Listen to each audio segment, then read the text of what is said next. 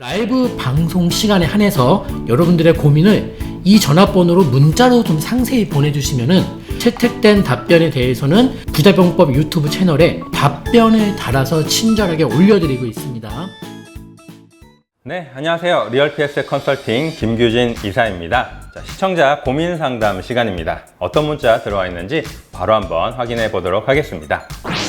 부부 공동명의 1세대 1주택입니다. 장특공 혜택이 없다고 하는데 걱정입니다. 이게 정확한 사실인지 궁금합니다. 라고 문자 보내주셨네요. 자, 바로 내용 한번 확인해 보도록 하겠습니다. 지금 시청자분이 보내신 문자 내용을 보면 공동명의시고 그리고 이제 1세대 1주택이신데 장특공제 혜택이 없다는 뭐 이런 얘기를 들어서 좀 걱정이신 것 같아요. 이 내용은 사실 최근에 굉장히 이슈가 많이 되었던 내용입니다. 자, 그런데 결론부터 좀 말씀을 드리면 시청자분은 지금 문자 보내주신 분은 조금 확대 해석을 하신 것 같아요.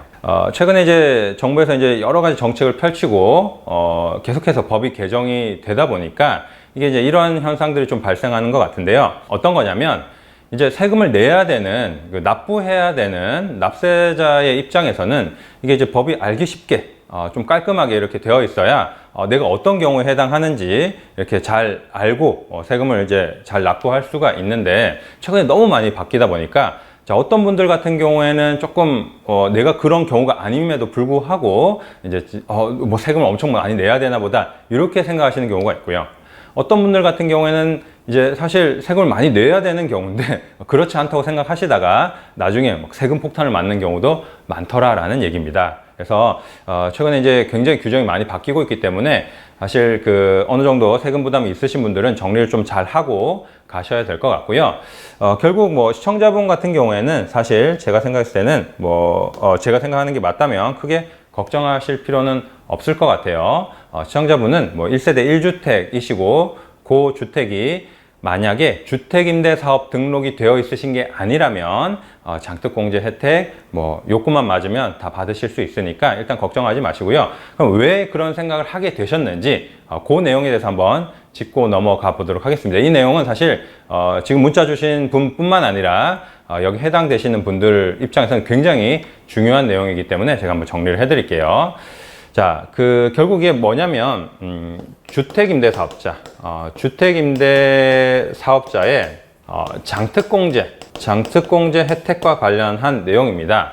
자, 이게 올해 초에 한번 이슈가 된 적이 있었는데, 사실 그 내용이 뭐였냐면, 주택임대사업자 같은 경우에는 장특공제 혜택을 받을 수 있는데 부부 공동명의면 혜택을 주지 않겠다라고 국세청에서 유권 해석이 한번 나왔었죠. 자, 그래서 그게 이제 굉장히 이슈가 됐던 겁니다. 자, 그러면 주택임대사업자의 장특공제라고 하는 건 뭘 말하는 거냐? 우리가 거기에 대해서 알아야겠죠. 우리가 이제 주택임대 사업을 한다고 하면 보통 4년이나 8년으로 이제 임대 등록을 하게 됩니다. 그 중에서도 8년짜리 임대주택, 8년짜리 임대주택. 예전에 이제 중공공 임대주택이라고 부르던 거, 그리고 이제 최근에는 장기 일반 민간 임대주택 뭐 이렇게 부릅니다.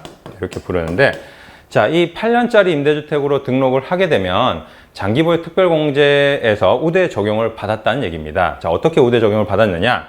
자, 요건을 다 갖춘 분이 뭐 85제곱미터 이하, 그리고 이제 18년 9월 14일 이후라면 뭐 공시가격 6억 이하, 뭐 이런 기준시가 요건, 그리고 이제 임대료 5% 증액 제한, 이런 요건을 다 갖춘 분들 얘기입니다. 자, 그런 분들 같은 경우에 8년으로 등록하고 8년 동안 임대를 잘 놓으면 장기보유 특별공제를 50%를 해줬고요. 그리고 더 나아가서 10년 동안 임대를 잘 놓으면 70%를 해줬습니다. 뭐 9년 11개월은 안 되고요. 10년을 꽉 채워야 됩니다. 그래서 이렇게 장기보유 특별공제를 받을 수 있었다는 얘기죠. 자, 이 장특공제라는 건 뭡니까? 내가 발생한 양도 차익 중에서 일부에 대해서는 이제 공제의 형식으로 양도세를 감면을 받을 수 있는 겁니다. 뭐 10년 동안 임대를 놓았는데 3억 정도의 양도 차익이 발생했어요. 그러면 70%니까 2억 1천만 원에 대해서는 세금을 안 내도 된다는 얘기예요. 70%가 공제가 된다. 그런 얘기예요. 그러면 나머지 9천만 원에 대해서만 세금을 내면 되니까 굉장히 세금이 많이 세이브가 되겠죠. 9천만 원에 대해서 세금 계산하는 거랑 3억에 대해서 세금 계산하는 건 세금 차이가 굉장히 크니까요. 그래서 이 장특공제 받는 혜택이 굉장히 큰 혜택인데, 자, 근데 이것과 관련해서 이제 올해 초에 국세청에서 이렇게 얘기를 한 것이죠. 자, 이렇게 혜택을 주긴 하는데 만약에 이게 부부 공동명의라면 부부 공동명의는 요거 내용 적용 안 돼. 이렇게 얘기를 한 겁니다.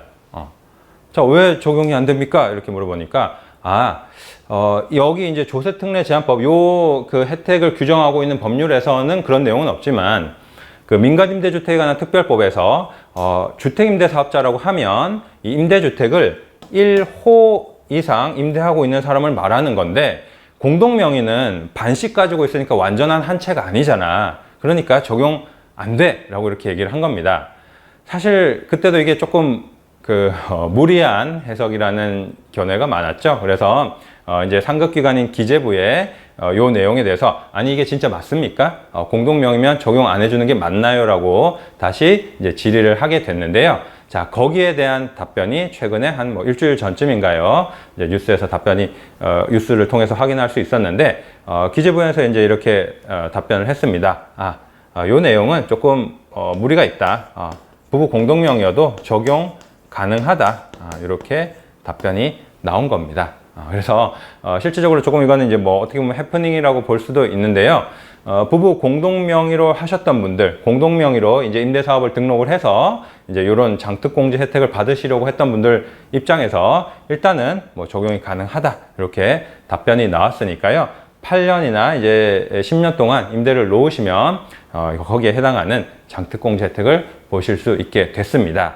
자, 그런데 요거는 이제 그 부분에 대해서만 이제 말씀을 드린 거고 최근에 또 한번 법이 개정이 됐잖아요. 그죠? 최근에 이제 또 민간임대주택에 관한 특별법이 개정이 됐습니다. 그러면서 어떤 내용이 변경이 됐습니까? 자, 아파트 같은 경우에는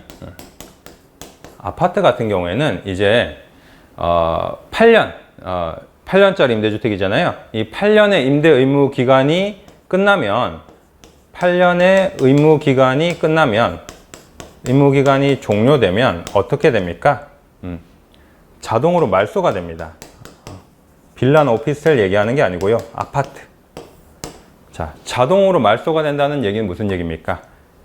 10년을 채우고 싶어도 못 채운다는 얘기입니다.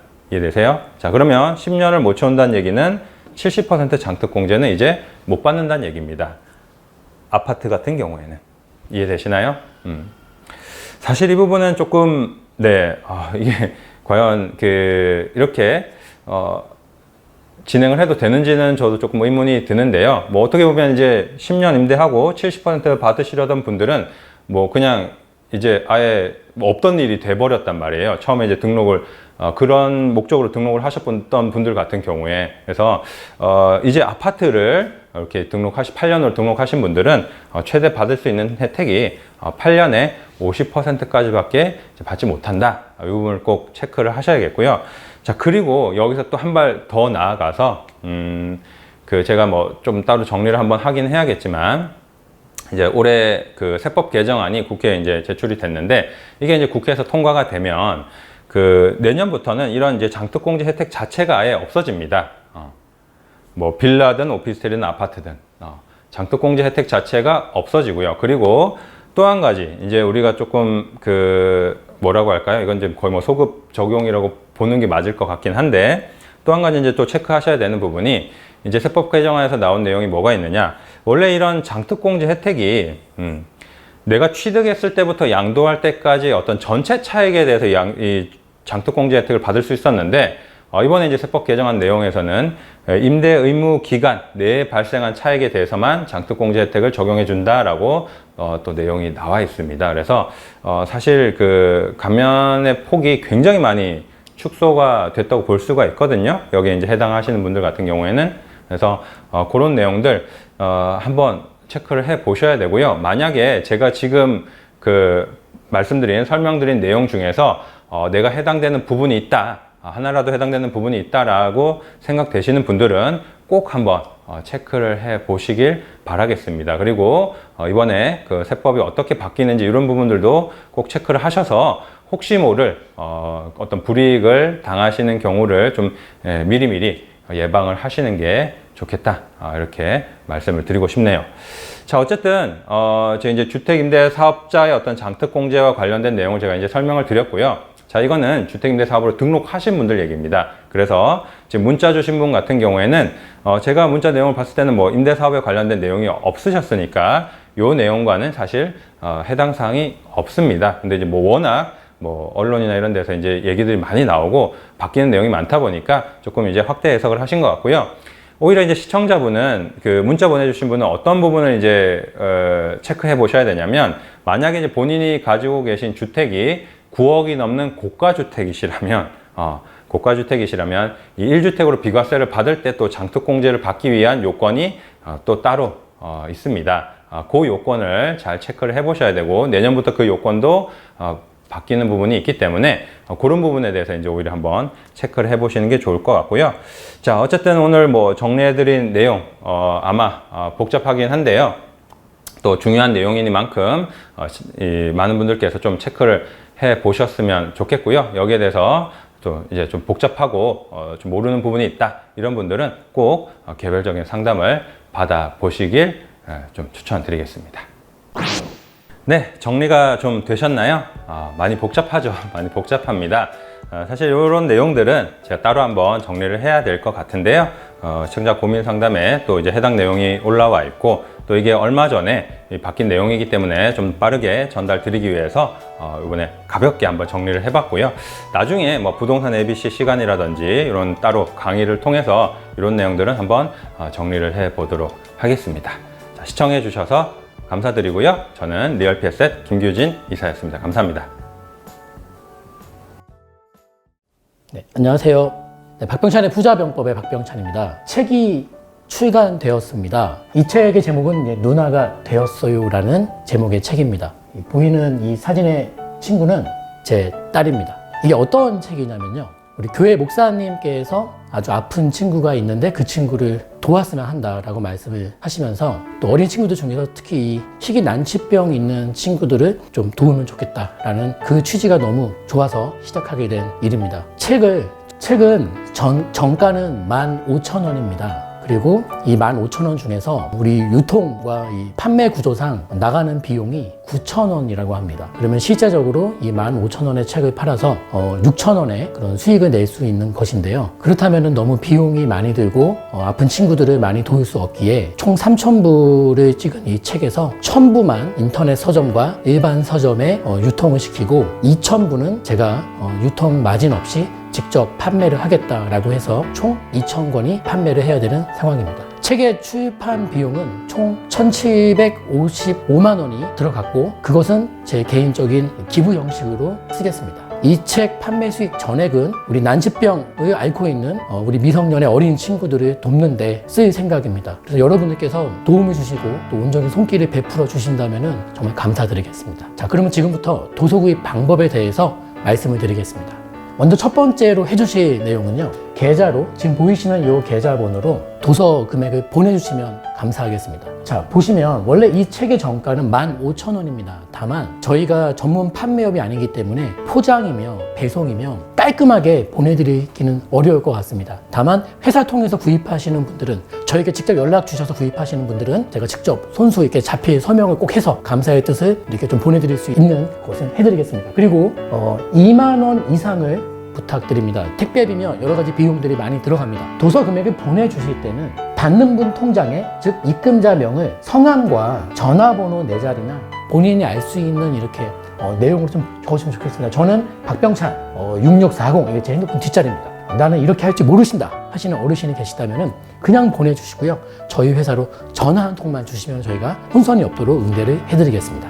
이렇게 도서 금액을 보내주신 후에는 도서 주문 이 도메인을 클릭해 주셔서 배송 내역, 성함, 금액, 그리고 받으실 주소, 이걸 적어 주셔야 되는데요. 컴퓨터로 이렇게 영상을 보시면 영상 바로 하단에 도서 구입 신청 페이지라고 떠 있을 겁니다. 그 도메인을 클릭하시면 지금 보이시는 페이지가 열릴 것입니다. 그리고 원하시는 수량, 그리고 도서는 제목은 누나가 되어서요 선택을 해주시면 좋겠고요. 그 다음에 주문하시는 분의 성함, 입금하신 금액, 그리고 핸드폰 번호, 그 다음에 배송지 주소를 이렇게 적어 주셔서 이렇게 제출하기를 눌러주시면 주문이 완료가 되겠습니다.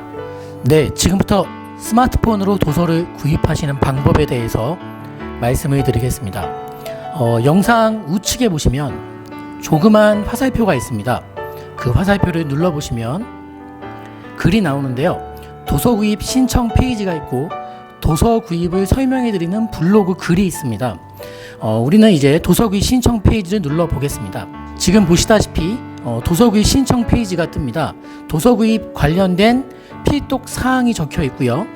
원하시는 수량을 1권, 2권 또는 기타 권수 적어주시면 되겠고, 도서명 선택해 주시고 주문자 이름을 적어 주시고요. 그리고 주문자분의 입금자명의 성함과 핸드폰 번호 뒤 4자리를 함께 적어 주시면 혼선이 없겠습니다. 그리고 입금 금액, 입금하신 금액을 적어 주시면 되고요. 핸드폰 번호 적어 주시고 배송 받으실 주소를 적어 주시면 되겠습니다. 계좌 안내는 다시 나와 있고요. 아래 보시면은 개인정보 수집 동의 체크하시고 제출하기 버튼을 눌러주시면 주문이 완료가 되겠습니다. 은하가 되었어요. 많이 응원해 주세요.